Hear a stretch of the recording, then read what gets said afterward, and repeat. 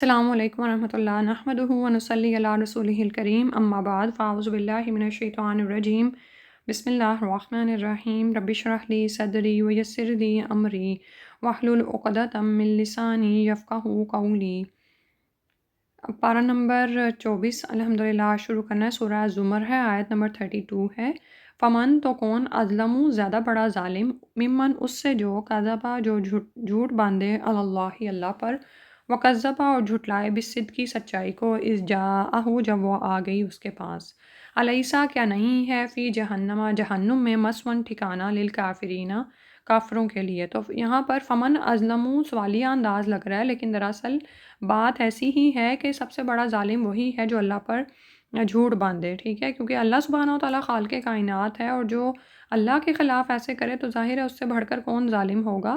اور ایسا شخص مزید کیا کرتا ہے کہ صدق کو جھٹلاتا ہے جب وہ اس کے پاس آ چکی ہو، اور یہاں پر صدق سے مراد حقیقت ہے، ٹھیک ہے۔ کذب جو ہے وہ جھوٹ ہے، خلاف واقعہ بات، یعنی کوئی بھی ایسی خلاف واقعہ بات جس کو جان بوجھ کر کوئی بیان کرے تو وہ جھوٹ ہے، اور اس کے مقابل صدق ہے، یعنی سچائی، جو کہ حقیقت کے مطابق بات ہے، سچی بات، اور سچی بات لا الہ الا اللہ ہے۔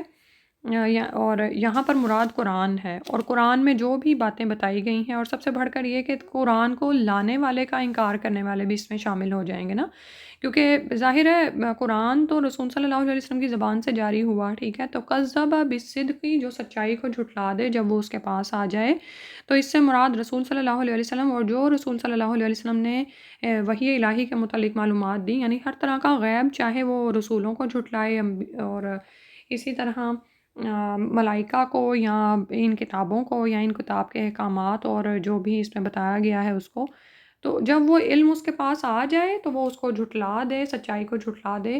تو ایسے ہی کافروں کے لیے اللہ سبحانہ و تعالیٰ فرما رہے ہیں کہ جہنم میں ایسے کافروں کا ٹھکانہ ہے۔ اور پہلے شان نزول کے اعتبار سے جیسے کہ ہم جانتے ہیں کہ یہاں پر قریش مکہ مراد ہیں، تو یعنی قیامت کے دن سب سے زیادہ ظالم اور سزا کا مستحق وہی شخص ہوگا جس نے اپنے طور پر عقیدے گھڑ رکھے تھے کہ اللہ تعالیٰ نے اپنے بہت سے اختیارات اور تصرفات دوسروں کو دے رکھے ہیں، اور جو بھی مشرکین مکہ عقائد باطل رکھتے تھے اس کے بارے میں بات کی جا رہی ہے۔ اور پھر جب ان کو حقیقت حال سے خبردار کیا جاتا تو وہ جھٹلانا شروع ہو جاتے تھے، اور سمجھانے والے کو جھوٹا کہنا شروع ہو جاتے تھے، اور ان کی مخالفت پر اتر آتے تھے۔ یعنی جیسے آپ دیکھتے ہیں کہ نبی صلی اللہ علیہ وسلم کو کس طرح انہوں نے جھوٹا، کاہن، جادوگر اور نہ جانے کیا کیا خطاب دے رکھے تھے۔ اور اسی طرح اس آیت کا دوسرا مطلب یہ بھی ہو سکتا ہے کہ اگر کوئی شخص جھوٹا موٹا کہہ دے کہ میں اللہ کا نبی ہوں، نعوذ باللہ، اور مجھ پر قرآن نازل ہوتا ہے، تو یہ بھی دراصل سب سے بڑا ظالم ہے کہ اللہ نے تو اس پر کچھ نہیں اتارا، اور وہ اپنی بات کو کلام اللہ کہہ کر پیش کر رہا ہے، ٹھیک ہے۔ تو دونوں طرف اگر کوئی سچائی کو جھٹلاتا ہے، یا یہ کہ خود اس بات کا دعویٰ کرتا ہے کہ میرے پاس وحی الہی کا علم ہے، تو یہ دونوں ہی جھوٹی باتیں ہیں۔ تو ایسے ہی لوگ ہیں جن کا جو ٹھکانہ ہے وہ جہنم ہے۔ اور اسی طرح ایک حدیث سے بھی یہ بات پتہ چلتی ہے، رسول اللہ صلی اللہ علیہ وسلم نے فرمایا، من کذب علیہ متعمدا فلیتبوأ مقعدہ فی النار، کہ جو کوئی مجھ پر جان بوجھ کر جھوٹ باندھے تو اس کو چاہیے کہ وہ اپنا ٹھکانہ آگ میں بنا لے، نعوذ باللہ من ذالک۔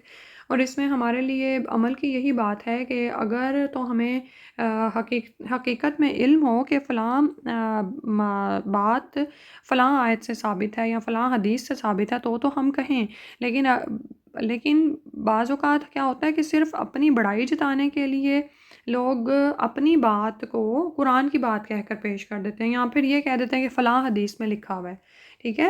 تو ہمیشہ اس بات سے بچ کر رہیں کہ یہ کوئی چھوٹی بات نہیں ہے۔ یعنی آپ یہ دیکھیں کہ دنیا میں ہی اگر ہم کسی کے خلاف کوئی بات کرتے ہیں، اور خلاف نہیں، یعنی ہم کوئی خلاف واقعہ بات کرتے ہیں جان بوجھ کر کسی اپنے ہی کے خلاف، تو وہ جب اس کو پتہ چلتا ہے تو وہ کتنا مائنڈ کرتا ہے کہ میں نے تو یہ بات کہی نہیں تھی۔ اور پھر یہاں پر معاملہ تو ہے اللہ سبحانہ و تعالیٰ کے خلاف کوئی ایسی بات کرنا، اللہ پر جھوٹ باندھنا، اللہ تعالیٰ کی اولاد بنانا یا ان کا بیٹا کہنا، اللہ کے حلال کو حرام یا حرام کو حلال کہہ دینا، اور جان بوجھ کر خلاف واقعہ کوئی خبر دینا، یہ سب جھوٹ ہے۔ اور جھوٹ میں کوئی ضروری نہیں ہے کہ کوئی خاص ہی خبر ہو، عام خبریں بھی اس میں شامل ہیں، ٹھیک ہے۔ یعنی کوئی بھی ایسی بات جھوٹ ہے جو کہ جس کے بارے میں کہی جا رہی ہے اس پر فٹ ہی نہیں آتی، ٹھیک ہے، اور اس کے مقابل کیا ہے؟ صدق ہے، سچائی ہے۔ اور آپ یہ دیکھیں کہ یہ کوئی چھوٹی بات نہیں ہے، کیونکہ اللہ اور رسول صلی اللہ علیہ وسلم کی بات ہے نا، کہ اس سے بڑھ کر کون ظالم ہے جو اللہ تعالیٰ پر جھوٹ باندھ دے یا پھر سچائی کو جھٹلائے، اور سچائی کون لے کر آیا؟ رسول اللہ صلی اللہ علیہ وسلم۔ اور اسی سچائی پر تو لوگوں کی ہدایت کا دار و مدار ہے۔ تو اگر نعوذ باللہ کوئی اس میں ٹیمپرنگ کرتا ہے تو وہ کتنا بڑا گناہ گار ہے نا، کہ وہ کسی کا راستہ ہی بدل دے، جنت کی طرف جانے والے راستے کو ہی شکوک و شبہات سے بھر دے، نعوذ باللہ۔ ٹھیک ہے، اسی طرح چونکہ ہم اب قرآن سیکھ رہے ہیں اور ہمارا دل کرتا ہے کہ ہم اس کو آگے پھیلائیں، تو اس بات میں ہمیشہ یاد رکھیں کہ قرآن کی تفسیر یا قرآن کی وضاحت کرنا بھی کوئی ہلکا کام نہیں ہے۔ اگر آپ اس کا بیڑا اٹھائیں تو پھر اس کا صحیح حق ادا کریں، خود سے مطالب اخذ نہ کریں جب تک کہ اس کے مفہوم اور مطلب کا مکمل طور پر پتہ نہ ہو، اور نہ ہی ان آیات کو اس کانٹیکس میں بیان کریں جس میں وہ نبی صلی اللہ علیہ وسلم اور صحابہ کرام اور اس کے بعد مفسرین کرام اور جو بھی ہمارے تابعین تبع تابعین سلف صالحین گزرے ہیں ان سے ثابت نہ ہوں۔ ٹھیک ہے، کہ اپنے مقاصد کے لیے قرآنی آیات اور احادیث کو پیش نہ کیا جائے۔ ٹھیک ہے، اس کے بعد فرمایا والذی، اور وہ شخص جاء جو آیا بالصدق کی ساتھ سچائی کے، وصدق اور اس نے تصدیق کی بھی ساتھ اس کے، اولئک یہی وہ لوگ ہیں ہم المتقون جو کہ متقی ہیں، عذاب سے بچنے والے ہیں۔ اب یہاں پر دونوں کا انجام بھی اینڈ پر آ گیا، اور یہ بھی بتا دیا کہ ایک وہ شخص ہے جو کہ جھوٹ یعنی اللہ پر جھوٹ باندھتا ہے اور سچائی کو جھٹلاتا ہے، لیکن دوسری طرف وہ شخص ہے جو کہ صدق کو لے کر آیا، اور پھر یہ کہ جب وہ صدق کو سنتا ہے تو اس کی تائید کرتا ہے، سچی بات ہی کرتا ہے، اور اگر سچی بات اس کے سامنے پیش کی جائے تو اس کی تصدیق بھی کرتا ہے۔ ایسا ہی شخص دراصل متقی ہے۔ اور یہاں پر جو جاء بالصدقی، جو سچائی لے کر آیا ہے، وہ تو رسول صلی اللہ علیہ وسلم ہیں، اور صدقہ بھی، اور جس نے اس کی تصدیق کی ہے اس میں مومنین ہیں۔ اور یہ بھی کہا جاتا ہے کہ اس میں سب سے پہلے، جیسے ہم جانتے ہیں کہ امت کے فقیہ ترین انسان یعنی ابو بکر صدیق رضی اللہ عنہ ہیں، جنہوں نے اس وقت رسول صلی اللہ علیہ وسلم کی تصدیق کی جب لوگوں نے ان کو جھٹلایا۔ تو یہاں پر عمل کی ہمارے لیے کیا بات ہے کہ ہم دیکھیں کہ ہم جھوٹ سے کس حد تک بچتے ہیں اور سچائی کو کتنا مانتے ہیں اور اس کی پیروی میں لگتے ہیں۔ اور ان آیات سے یہ بات بھی سمجھ آتی ہے کہ صدق اور احسان تقویٰ کی طرف لے کر جاتے ہیں، اور تقویٰ ہو تو ہدایت ملتی ہے۔ ٹھیک ہے، اور جھوٹ دراصل منافقت کی علامت ہے، اور آپ یہ دیکھیں کہ جھوٹ اگر ہو انسان کے اندر تو تقویٰ کہاں سے آئے؟ تقویٰ تو اللہ کا ڈر ہے نا، تو اللہ تعالیٰ سے انسان سچا ہو جائے تو پھر ہی وہ تقویٰ کا درجہ پا سکتا ہے، کیونکہ اللہ سبحانہ و تعالیٰ تو ہر چیز سے واقف ہے، ان کے سامنے تو کوئی جھوٹ نہیں چل سکتا۔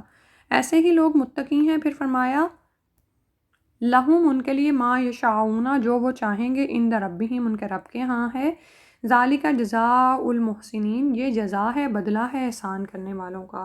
تو سبحان اللہ، اللہ سبحانہ و تعالیٰ کس طرح اپنے مومنین کو، متقی لوگوں کو بدلہ دیں گے کہ ان کے لیے ان کے رب کے پاس ہر طرح کی نعمتیں ہیں، جو کچھ وہ چاہیں گے وہ ان کو دیا جائے گا۔ اور یعنی آپ یہ دیکھیں کہ صرف وہاں پر نہیں کہ یعنی قیامت کے دن ان کو عطا نہیں کیا جائے گا، بلکہ ہر انسان موت کے دروازے پر پہنچتے ہی اپنے رب کے پاس پہنچ جاتا ہے، اور انعامات کا سلسلہ وہیں سے ہی شروع ہو جاتا ہے۔ اور دخول جنت سے بھی کافی پہلے کے مراحل ہیں جن میں متقین پر اللہ کی عنایات ہوتی ہیں، اللہ تعالیٰ ان کی خواہشات پوری فرماتے ہیں، اور وہ چاہیں تو ان کو عذاب قبر سے محفوظ رکھیں، اور روز قیامت کی ہولناکیوں اور حساب و کتاب سے بھی، اور یعنی ان کی خواہشات ہر طرح سے پوری کی جائیں۔ لیکن یہ کس کے لیے ہے؟ ذالک، یہ بات، جزاء بدلہ ہے، المحسنین، احسان کرنے والوں کا۔ تو احسان کرنے والا کون ہوتا ہے؟ جو کہ حسن کے درجے پر کام کرتا ہے اور اس میں اخلاص ہوتا ہے، یعنی اللہ سبحانہ و تعالیٰ کے لیے اس کی نیت خالص ہوتی ہے۔ جس کام کے اندر خلوص ہوتا ہے نا، وہی تو دراصل احسان ہے۔ ٹھیک ہے، اور احسان کیا ہے دراصل؟ اللہ تعالیٰ کے معاملے میں احسان کرنا، اور اللہ تعالیٰ کے ساتھ جو عبادت کا ہمارا تعلق ہے، اور اسی طرح لوگوں کے ساتھ معاملات کرتے ہوئے احسان کرنا۔ تو اللہ کے ساتھ احسان کیا ہے؟ مل احسان کہ آپ جب اللہ کی عبادت کریں، ان تعبد اللہ انک تراہ، تو یہ خیال کریں کہ تم اس کو دیکھ رہے ہو۔ لیکن اگر اس درجے کو نہیں پہنچ سکتے، فَإِن لَمْ تَكُنْ تَرَاهُ فَإِنَّهُ يَرَاكَ، پھر اگر تم اس کو نہیں دیکھ سکتے تو یہ خیال کرو کہ وہ تمہیں دیکھ رہا ہے۔ آپ یہ دیکھیں کہ اگر ہم یہ خیال کریں کہ ہماری عبادت میں، ہماری نماز میں اللہ سبحانہ و تعالیٰ ہمیں دیکھ رہے ہیں، تو ہماری عبادت کا معیار کتنا بدل جائے گا نا۔ اسی طرح بندوں سے احسان کا ہمارا کیا معاملہ ہونا چاہیے کہ جیسے ایک حدیث سے واضح ہوتا ہے ان تحب لاخیک ما تحب لنفسک، کہ تو اپنے بھائی کے لیے وہ پسند کرے جو تو اپنی جان کے لیے پسند کرتا ہے، یعنی جو بات آپ کو اپنے لیے پسند نہیں ہے، چاہے وہ کوئی بھی معاملہ ہو، وہ آپ دوسروں کے ساتھ نہ کریں، یہی دراصل احسان کرنا ہے۔ اور ایسے ہی متقی لوگ اللہ کے یہاں درجات پائیں گے اور وہ کچھ پالیں گے جو بھی وہ چاہیں گے، سبحان اللہ۔ لیکفر اللہ عنہم، تاکہ دور کر دے اللہ ان سے، اسفا الذی، سب سے برا وہ جو عملو انہوں نے عمل کیا، ویجزیہم، اور جزا دے ان کو، اجرہم ان کے اجر کی، بھی احسنی، ساتھ اچھے سے، الذی وہ جو کانو تھے وہ یعملون وہ عمل کرتے، اور اللہ سبحانہ و تعالیٰ ان کو ان سے ان کی برائیوں کو دور کر دیں گے۔ یعنی آپ یہ دیکھیں کہ ایک تو یہ ہوتا ہے نا کہ جیسے مشرکین مکہ کے لیے انہی میں سے کتنے لوگ تھے جو ایمان لے آئے تھے، تو ایسے متقین لوگوں نے اگر دور جہالت میں کچھ گناہ کے کام کیے بھی تھے تو اللہ تعالیٰ ان کو معاف فرما دیں گے، یعنی مٹا دیں گے، اور اسلام لانے کے بعد انہوں نے جو اچھے کام کیے تھے ان کا بہترین بدلہ عطا کریں گے، سبحان اللہ۔ یعنی کہ آپ یہ دیکھیں کہ اس سے اللہ سبحانہ و تعالیٰ کی کتنی زیادہ رحمت ظاہر ہوتی ہے، اور اسی طرح یہ آیت تو ظاہر ہے سب کے لیے ہے۔ آج بھی اگر کوئی شخص اپنے پرانے گناہوں سے توبہ کر کے اللہ سبحانہ و تعالیٰ کا بن جاتا ہے تو اللہ تعالیٰ اس کو کافی ہو جاتے ہیں اور اس سے اس کی برائیوں کو دور کر دیتے ہیں۔ یعنی دو طرح کے بدلے انسان کو ملتے ہیں نا، کہ برائی کو تو اللہ تعالیٰ ڈھانپ لیتے ہیں اور اچھائی کا کئی گنا اجر عطا فرماتے ہیں، سبحان اللہ، بڑھا کر کئی گنا کر دیتے ہیں اس کو۔ الیس اللہ، کیا نہیں ہے اللہ بکافن، کافی، عبدہ، اپنے بندے کو، یعنی کیا اللہ اپنے بندے کو کافی نہیں ہے؟ ابھی سارے پس منظر میں آپ یہ دیکھیں نا کہ مشرکین مکہ رسول اللہ صلی اللہ علیہ وسلم اور مومنین کے خلاف کیا رویہ اپنائے ہوئے تھے، کس طرح سے وہ ایمان والوں کو اذیتیں دیتے تھے۔ تو یہاں پر اس جملے کے مخاطب مشرکین مکہ ہی ہیں کہ جو رسول صلی اللہ علیہ وسلم کو اس طرح کی دھمکیاں دیا کرتے تھے کہ ہمارے معبودوں کی توہین کرنا چھوڑ دو، ان کی شان میں اگر گستاخی کرو گے تو تباہ و برباد ہو جاؤ گے۔ اور یہاں پر فرمایا گیا کہ کیا اللہ تعالیٰ اپنے بندے کو کافی نہیں ہے؟ وَيُخَوِّفُونَكَ، اور وہ ڈراتے ہیں آپ کو، بالذین، ساتھ ان لوگوں کے، من دونہ ہی، اس کے سوا۔ یعنی آپ یہ دیکھیں کہ وہ جس طرح کی دھمکیاں آپ صلی اللہ علیہ وسلم اور ایمان والوں کو دے رہے تھے تو اس کے لیے فرمایا گیا، اور اسی طرح جو بھی انبیاء کے بعد اور رسول صلی اللہ علیہ وسلم کے بعد یہ کام کرے گا، یعنی دوسروں کو ہدایت کی طرف بلانے کا، تو اس کو بھی ایسی مخالفتیں سہنی پڑیں گی۔ تو ہمارے لیے کیا ہے، الیس اللہ بکاف عبدہ، کہ کیا اللہ اپنے بندوں کو کافی نہیں ہے، اپنے بندے کو اللہ کافی نہیں ہے؟ یہ تو میں کہتی ہوں کہ ہم کہیں لکھ کے لگا لیں تاکہ ہمیں یہ بات یاد رہے اور ہم اللہ پر توکل کرنے والے بن جائیں، کیونکہ لوگ جن بھی ہستیوں سے ڈراتے ہیں ان کے ساتھ ہمارا نفع و نقصان وابستہ نہیں ہے۔ یہ بات ہمارے ایمان کا حصہ ہے کہ اگر اللہ سبحانہ و تعالیٰ چاہے تو ہمیں کوئی نقصان پہنچے گا، اور خواہ کوئی بھی اس نقصان کو ہم تک پہنچنے سے روکتا رہے، لیکن اگر اللہ تعالیٰ نے اس کو ہم تک پہنچانا ہے تو وہ ضرور پہنچ کے رہے گا۔ اسی طرح اگر کوئی نفع ہمیں ملنا ہے تو اس کو کوئی روک نہیں سکتا اگر اللہ نہ چاہے تو، ٹھیک ہے؟ تو اللہ سبحانہ و تعالیٰ ہی مکمل اختیار رکھتے ہیں اور انسان کو اللہ کافی ہے، اور وہ ڈراتے ہیں تجھے ان سے اللہ کے سوا، یعنی یہ کوئی ایسی ہستیاں ہیں جن سے انسان ڈر جائے۔ لیکن آپ یہ دیکھیں کہ آج بھی یہی صورتحال ہے، آج بھی لوگ جن کاموں میں پڑے ہوئے ہیں، جن بدعات میں پڑے ہوئے ہیں، یا اپنے بزرگوں کی فرسودہ روایات کی پیروی کر رہے ہیں اور وحی الہی سے، شریعت سے کہیں دور کے کام وہ کر رہے ہوتے ہیں، لیکن جب ان کو روکا جاتا ہے یا ان کو کہا جاتا ہے کہ یہ نہ کرو تو وہ کہتے ہیں کہ پتہ نہیں ہم پر کیا بلا ٹوٹ پڑے گی، کیونکہ وہ دماغ اس حد تک ان کے یعنی معاف ہو چکے ہوتے ہیں کہ وہ انہوں نے اپنے باپ دادوں کو ایسے ہی کرتا پایا، تو وہ عقل اور غور و شعور نہیں رکھتے ہیں، غور و فکر نہیں کرتے کہ یہ ہستیاں ان کا کچھ بھی بگاڑنے والے نہیں ہیں۔ وَمَن يُضْلِلِ اللَّهُ، اور جس کو بھٹکا دے اللہ، فَمَا لَهُ مِنْ هَادٍ، تو نہیں ہے اس کے لیے کوئی ہدایت دینے والا۔ پھر فرمایا وَمَن يَهْدِ اللَّهُ، اور جس کو ہدایت دے اللہ، فَمَا لَهُ، تو نہیں ہے اس کے لیے مِن مُضِلٍ، کوئی بھٹکانے والا۔ الیس اللہ، کیا نہیں ہے اللہ بعزیز، ساتھ زبردست انتقام لینے والا۔ تو اللہ سبحانہ و تعالیٰ کا ہی اختیار ہے، اسی کی مشیت ہے، جس کو چاہے ہدایت دے اور جس کو چاہے ہدایت سے دور کر دے۔ تو اور اس کے مقابل کسی کا بھی کوئی اختیار نہیں ہے. جس کو اللہ تعالیٰ ہدایت دے دے تو اس کو کوئی بھٹکانے والا نہیں ہے. اور اللہ سبحانہ و تعالیٰ خوب زبردست ہیں، انتقام لینے والے ہیں. اور یہاں پر بھی الیسا انہی معنوں میں ہے کہ ضرور ایسا ہے، بلکہ جب بھی ایسی بات آئے تو دل میں کہا کریں کہ بلا اللہ سبحانہ و تعالیٰ ضرور زبردست انتقام لینے والے ہیں. اور آپ یہ دیکھیں کہ یہاں پر مومنین کو یہ تسلی دی جا رہی ہے نا کہ تم اس اللہ زبردست تمہارے لیے کافی ہے جو تمہاری طرف سے انتقام بھی لینے والا ہے. پھر فرمایا وَلَئِن، اور البتہ اگر سألتہم آپ سوال کریں ان سے من خلق السماوات والارض، کس نے پیدا کیا آسمانوں اور زمین کو، لَيَقُولُنَّ اللَّهُ، تو ضرور کہیں گے وہ اللہ نے. قُلْ أَفَرَأَيْتُمْ، کہہ دیجئے کہ کیا دیکھا تم نے، ما تدعون، جن کو تم پکارتے ہو، من دون اللہ، اللہ کے سوا، ان ارادنی، اگر ارادہ کرے میرے ساتھ، اللہ بدرن، ساتھ کسی تکلیف کا، حل ہننا، کیا وہ ہیں، کاشفاتو، دور کرنے والیاں، کھولنے والیاں، درری، اس کی تکلیف کو، او ارادنی، یا اگر ارادہ کرے میرے ساتھ، برحمت، ساتھ رحمت کا، حل کیا ہننا، وہ ممسکاتو، روکنے والیاں ہیں، رحمتی ہی، اس کی رحمت کو. قل، کہہ دیجئے، حسبی اللہ، کافی ہے مجھ کو اللہ، علیہ، اسی پر، توکل کرتے ہیں، المتوکلون، توکل کرنے والے.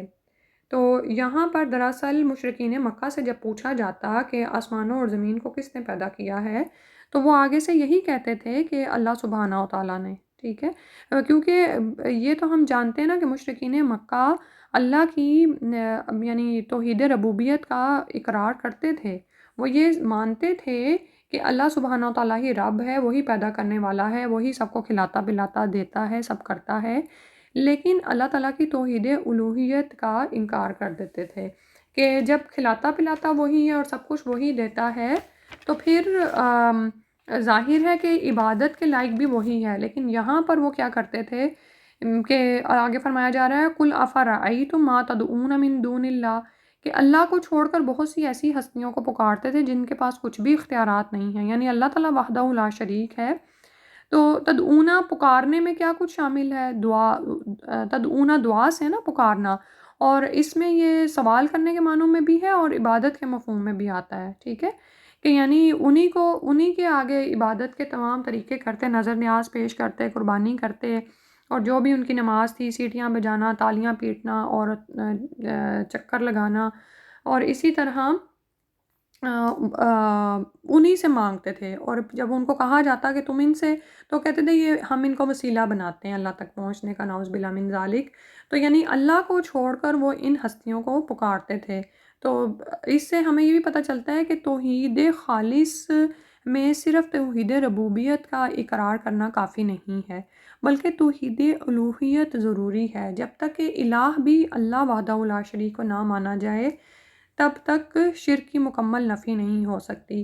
تو فرمایا کہ اگر اللہ ارادہ کرے کسی تکلیف کا تو یہ ہستیاں جن کو یہ پکارتے ہیں یہ اس کو دور کرنے والی نہیں ہیں. اور اسی طرح اگر اللہ سبحانہ و تعالیٰ کسی کو رحمت پہنچانا چاہیں تو یہ اللہ کی رحمت کو روکنے والیاں نہیں ہیں. ٹھیک ہے، یہ کتنا بڑا جو ہے وہ عقیدہ ہے جو ہمارا اسٹرونگ ہونا چاہیے اللہ سبحانہ و تعالیٰ پہ. اور کہا کہ کہہ دو کہ حسبی اللہ، کافی ہے مجھ کو اللہ. ہم یہ کرتے ہیں جب ہم پر کوئی مصیبت آ پڑتی ہے، کوئی مشکل آ پڑتی ہے، یا دین کی راہ میں ہی ہم چل رہے ہوتے ہیں اور ہمیں کوئی رکاوٹیں آ جاتی ہیں، تو کیا ہمیں محسوس ہوتا ہے کہ مجھے اللہ ہی کافی ہے؟ یا اسی طرح زندگی میں کتنے ہی معاملات ہمیں پیش آتے ہیں کہ ہم ان سے سٹک ہی ہو کے رہ جاتے ہیں. ہم ان کو بار بار سوچتے رہتے ہیں یہ کب ہوگا، فلاں کب ہوگا. اور یہ کس بات کی بے چینی ہے کہ ہمیں اللہ پر مکمل طور پر بھروسہ، اس پر توکل نہیں ہوتا. ٹھیک ہے، اچھا توکل کیا ہے؟ دراصل التوکل الاعتماد بالقلب علی اللہ بالجلب منفع و دفع ضر، کہ یہ وہ اعتماد ہے جو دل کے ساتھ ہوتا ہے، یعنی دلی کیفیت کا نام ہے توکل. کس پر آپ نے اعتماد کرنا ہے؟ اللہ پر. اپنا بھروسہ اللہ پر رکھ دینا ہے. کس معاملے میں؟ بالجلبی منفع، کہ فائدے کا حصول اسی کی ذات سے ہی ممکن ہے. ودفع در، اور در کو بھی وہی دور کرنے والا، یعنی تکلیف کو وہی کھولنے والا، ہٹانے والا ہے. تو کیا ہمارا ایمان ایسا ہے؟ اپنے دل پر ہاتھ رکھ کر خود سے پوچھیں کہ کیا میرا توکل اللہ پر بھرپور ہے، میں اس پر اعتماد کرتی ہوں کہ وہی میرے تمام کاموں کو کافی ہے۔ اور یہ وہ چیز ہے نا، حسبی اللہ علیہ توکلت، یہ ہم صبح بھی فجر کے بعد 7 دفعہ پڑھنی چاہیے دعا، اور مغرب کے بعد بھی، اور اس بات کو حقیقتاً محسوس کیا کریں کہ مجھے اللہ کافی ہے، وہ میرے معاملات کو پورا ہے۔ تو اور اچھا، توکل کا معنی یہ ہرگز نہیں ہے کہ انسان اسباب اختیار نہ کرے اور صرف ہر وقت اسی پر بھروسہ کر کے بیٹھ جائے، بلکہ اللہ سبحانہ و تعالیٰ نے ہمیں اسباب اختیار کرنے کا حکم دیا ہے۔ تو اسباب اختیار کرنا توکل کے منافی نہیں ہے، لیکن حقیقی اعتماد اللہ سبحانہ و تعالیٰ پر ہی ہونا چاہیے کہ جو اللہ تعالیٰ چاہتے ہیں وہی ہوتا ہے۔ اور آیت کے اینڈ پہ اس لیے فرمایا علیہ یتوکل المتوکلون، اسی پر توکل کرتے ہیں توکل کرنے والے۔ اللہ سبحانہ و تعالیٰ ہمیں بھی توکل کرنے والوں میں شامل فرما لیں، آمین۔ پھر فرمایا قل کہہ دیجئے یا قومی، اے میری قوم، اعملوا عمل کرو، علی مکانتکم، اپنی جگہ پر، اپنے اختیار پر، اپنے معاملے پر، یعنی جیسے تم کر رہے ہو کام کرتے جاؤ، انی عامل، بے شک میں بھی کام کرنے والا ہوں، فسوف تعلمون، تو ان قریب تم جان لو گے۔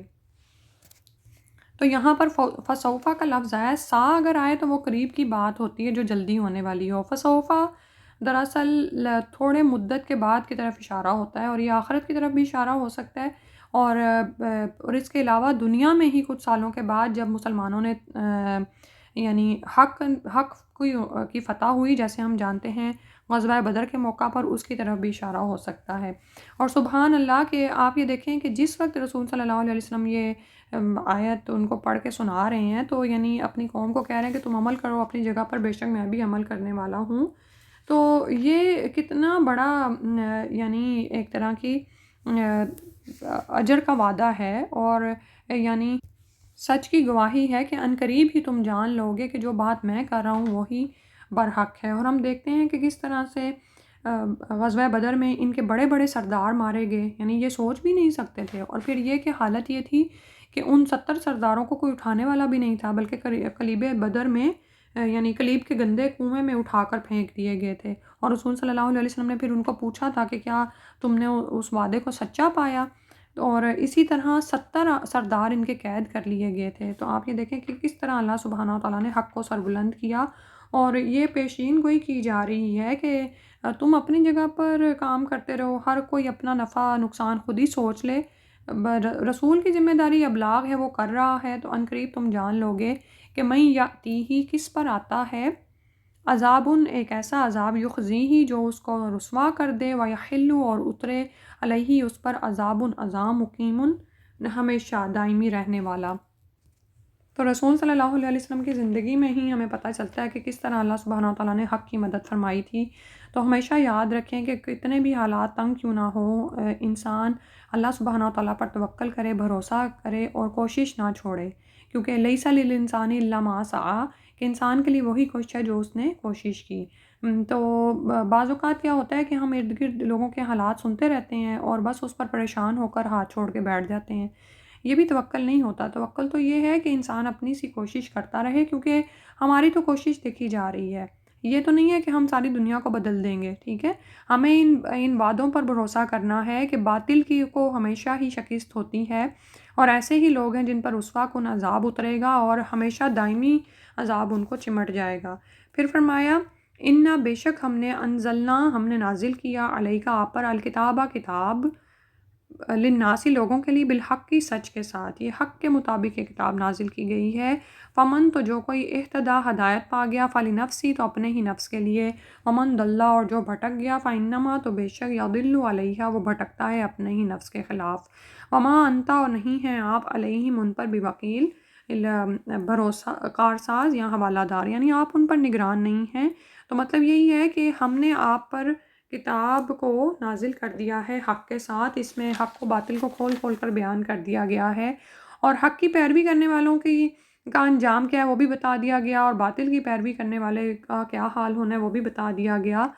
تو اب کیا ہے، جو کوئی ہدایت کی پیروی کرتا ہے تو دراصل اپنے ہی فائدہ کرے گا، اور جو کوئی بھٹک گیا تو اپنے ہی نقصان کو۔ رسول صلی اللہ علیہ وسلم کو ان پر نگران نہیں بنایا گیا۔ اسی طرح آج بھی کوئی داعی اگر اس مقصد کو لے کر اٹھتا ہے تو بالکل پریشان نہ ہوں، ہم ان پر نگران نہیں ہیں جن کو بھی ہم تبلیغ کرتے ہیں، بلکہ اللہ کی طرف سے کھول کھول کر احکامات کو بیان کیا گیا ہے۔ جو کوئی چاہے تو ہدایت قبول کر لے اور اپنی جان کا بھلا کرے، اور جو کوئی چاہے تو گمراہی میں ہی پڑا رہے اور اپنی جان کے لیے وبال اکٹھا کر لینا، نعوذ باللہ۔ پھر اس کے بعد فرمایا اللہ ہی یتوفا، فوت کر لیتا ہے، الانفسا، نفسوں کو، حین موتیہا، اس کی موت کے وقت، واللاتی لم تمت، اور وہ جو نہیں مرتی ہیں، فی منامیہا، ان کی نیند میں۔ یعنی اللہ سبحانہ و تعالیٰ ہی نفسوں کو فوت کرتے ہیں ان کی موت کے وقت، اور جن کی موت نہیں آئی ہوئی ہوتی وہ کس میں فوت ہوتے ہیں؟ اپنی نیند میں۔ فیمسک اللاتی، تو روک لیتا ہے اس کو جو قضا علیہا، جس پر فیصلہ کر دیا گیا ہوتا ہے، الموتا، موت کا، ویرسل الاخری، اور بھیج دیتا ہے دوسری کو، الی اجل مسمى، ایک مقرر مدت تک۔ ان فی ذلک لآیات، بے شک اس میں نشانیاں ہیں، ضرور نشانیاں ہیں، لقوم یتفکرون، واسطے اس قوم کے جو کہ غور و فکر کرتی ہے۔ سبحان اللہ، یہاں پر کس طرح سے ایک خوبصورت انداز میں روح اور جسم کا تعلق بتا دیا گیا ہے۔ اللہ سبحانہ و تعالیٰ ہی نفسوں کو ان کی موت کے وقت فوت کرتے ہیں اور ان کی جان نکال لیتے ہیں۔ آپ یہ دیکھیں کہ روح اور جسم کا تعلق کیا ہے، اور روح کس طرح سے پورے جسم میں سرایت کرتی ہے، اور پھر کس طرح سے یہ نکال لی جاتی ہے۔ یعنی موت کے وقت تو ظاہر ہے مشاہدہ کرتے ہی ہیں۔ دوسرا یہ کہ واللاتی لم تمت فی منامیہا، وہ جو نہیں روحیں مرتی ہیں ان پر موت کب آ جاتی ہے؟ جیسے جب وہ سوتی ہیں اپنی نیند میں، ٹھیک ہے۔ تو موت کے وقت کیا ہوتا ہے کہ اس وقت روح انسانی اور روح حیوانی دونوں ہی نکل جاتی ہیں، ٹھیک ہے، یعنی شعور والی روح بھی نکل جاتی ہے، اور وہ روح جس میں انسان سانس لے رہا ہوتا ہے اور وہ بھی نکل جاتی ہے۔ لیکن نیند کے وقت ہم موت کا تجربہ اس طرح سے کرتے ہیں کہ ہماری عقل و شعور والی روح نکال لی جاتی ہے، جس کو روح انسانی کہا جائے، اور روح حیوانی کے ہم سانس لے رہے ہوتے ہیں، لوگوں کے سامنے ہوتے ہیں، لیکن بالکل ہی بے ہوش، عقل سے فارغ ہوتے ہیں، ہم کچھ بھی نہیں کر رہے ہوتے، بس لیٹے ہوئے ہیں اور نہ ہی کسی عضو کی حرکت ہو رہی ہے۔ تو سبحان اللہ، کس طرح اللہ تعالیٰ نے موت اور نیند کے فلسفے کے ساتھ انسان کو سمجھا دیا کہ اللہ ہی کی قدرت ہے، اسی کی ذات ہے کہ وہ تمہیں فوت کرتا ہے۔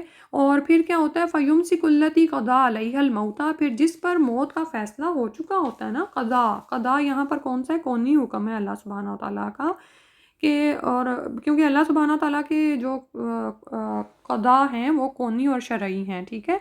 تو جیسے شرعی حکم کیا ہے؟ وَقَضَىٰ رَبُّكَ أَلَّا تَعْبُدُوا إِلَّا اللَّهَ، کہ تو نہ اللہ کی عبادت، کہ تو نہ عبادت کرے مگر اللہ کی، ٹھیک ہے۔ اور شرعی یہ شرعی حکم ہے، ٹھیک ہے۔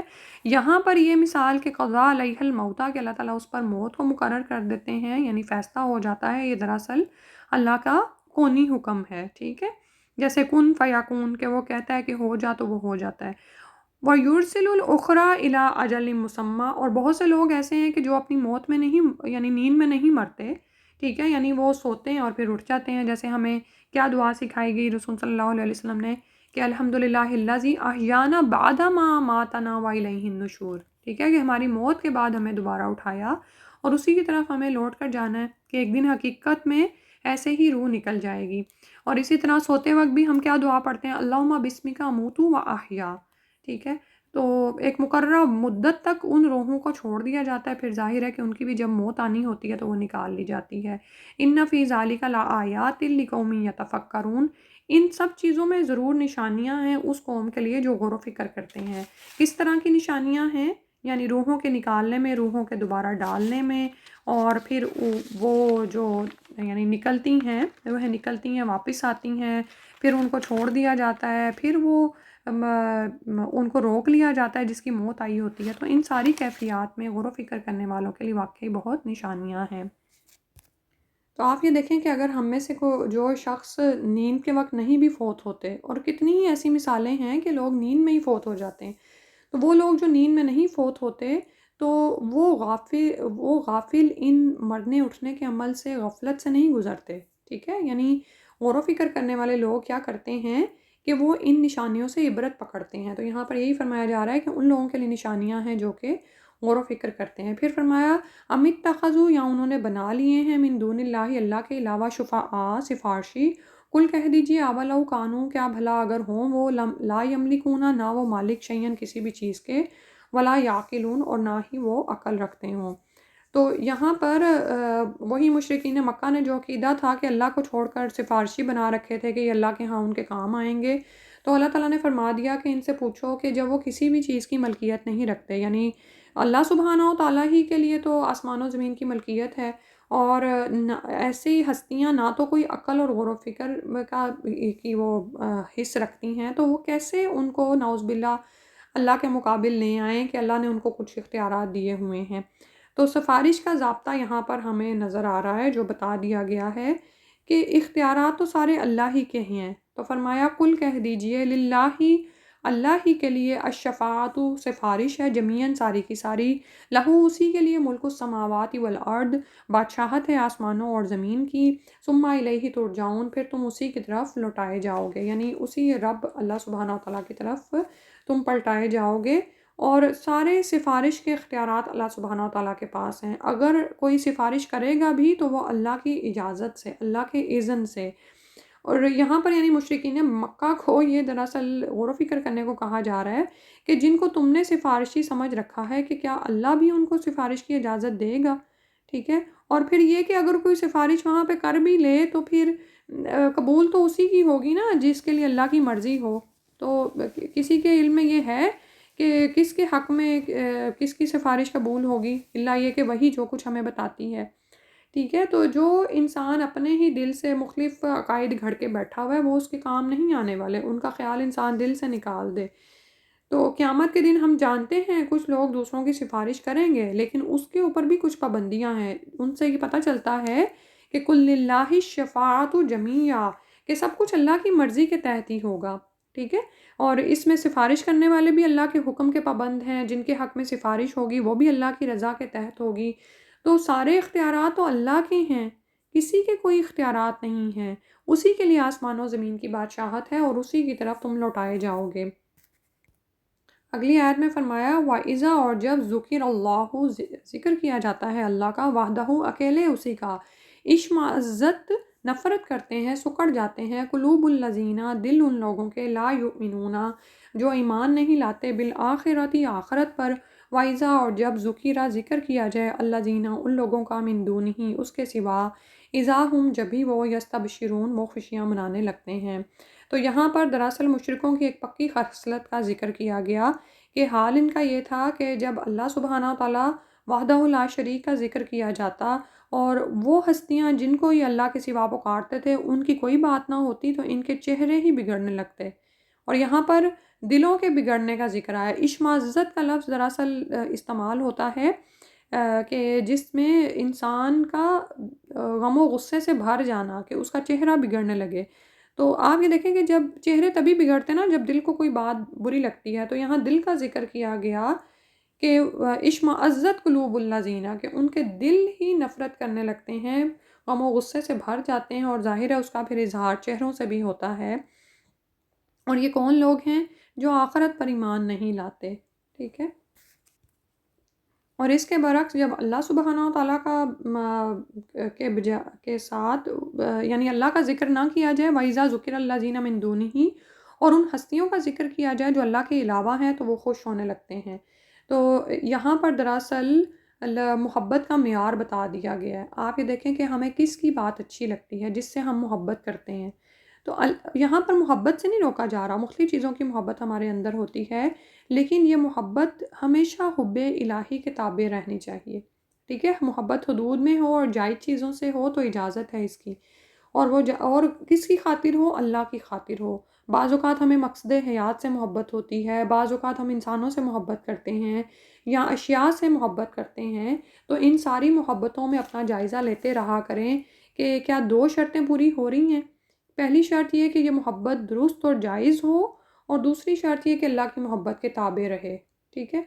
جہاں پر اللہ کا ذکر بور لگنے لگے آپ کو اور کسی انسان کا تذکرہ اچھا لگے تو سمجھ جائیں کہ آپ شخصیت پرستی کی طرف جا رہے ہیں، اور اس شخصیت پرستی کی اصلاح ضروری ہے، کیونکہ اصل کام تو یہ ہے کہ ہم اللہ سے جڑ جائیں۔ آپ یہ دیکھیں کہ قوم نوح میں شرک کا بنیاد ہی یہی چیز بنی تھی کہ انہوں نے اپنے پہلے اچھے بزرگوں کے اسٹیچوز بنائے، پھر انہی کو ہی پوجنے میں لگ گئے، نعوذ باللہ من ذالک۔ تو اللہ سبحانہ وتعالیٰ اس چیز سے بچائے، اور ہم اپنے عمل میں اس بات کو چیک کرتے رہا کریں۔ پھر اگلی آیت میں فرمایا قل کہہ دیجئے اللہم اے اللہ فاطر السماواتی پیدا کرنے والے آسمانوں والارضی اور زمین کے، عالم الغیبی جاننے والے غیب کے، و شہادتی اور شہادہ یعنی ظاہر کے، انتا آپ ہی تحکم فیصلہ کر دیں گے بین عبادکا اپنے بندوں میں، فیما کانوا فیہ یختلفون اس معاملے میں جو وہ اختلاف کرتے رہے۔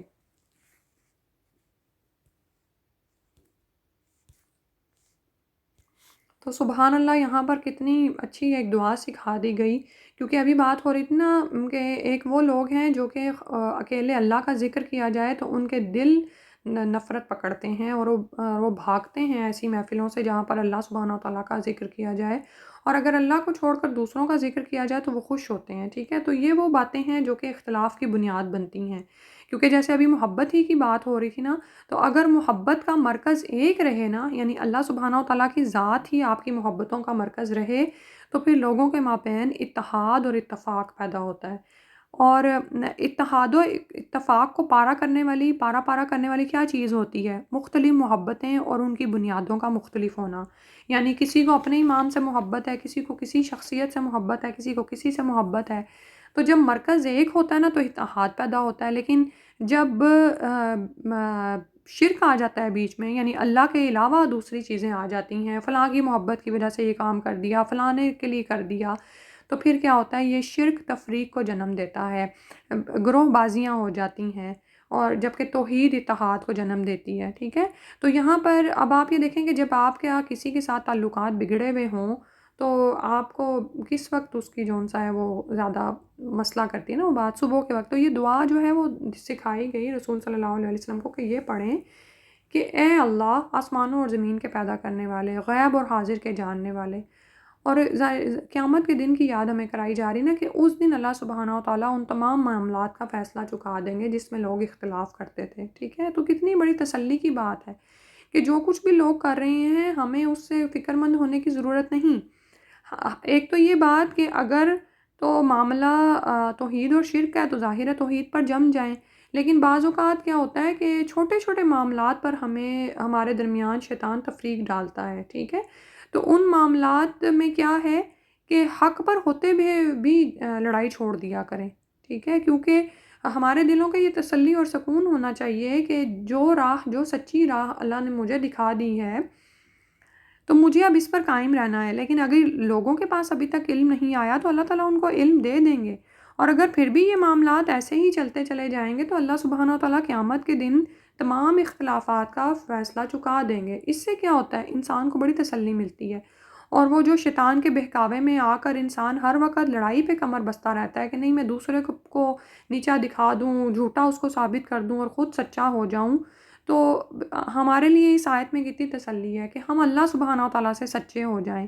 اگر ہم اللہ کے سامنے سچے ہیں نا، جیسے شروع آیت میں ہی صدق اور کذب کی بات ہوئی ہے، تو دیکھیں اپنی ذات میں کہ کیا ہم اللہ سے، لوگوں سے، اپنی ذات کے ساتھ سچے ہیں۔ اگر ایسی بات ہے نا تو پھر ہم لوگوں کے ساتھ لڑائیاں بھی چھوڑ دیتے ہیں، ٹھیک ہے، اختلافات ہم پسے پوچھ ڈال دیتے ہیں، اور جو بنیادی توحید کی بات ہوتی ہے نا ہم اس مرکز پر جمنے کی کوشش کرتے ہیں، ٹھیک ہے، اور وہی چیز اتحاد کو جنم دیتی ہے، ٹھیک۔ اور یہ بڑی ہی تسلی کی بات ہے کہ یہ دعا پڑھنی چاہیے، اللہم فاطر السماوات والارض عالم الغیب والشہادۃ انت تحکم بین عبادک فیما کانوا فیہ یختلفون، سبحانک اللہم وبحمدک نشہد ان لا الہ الا انت نستغفرک ونتوب الیک۔ السلام علیکم ورحمۃ اللہ۔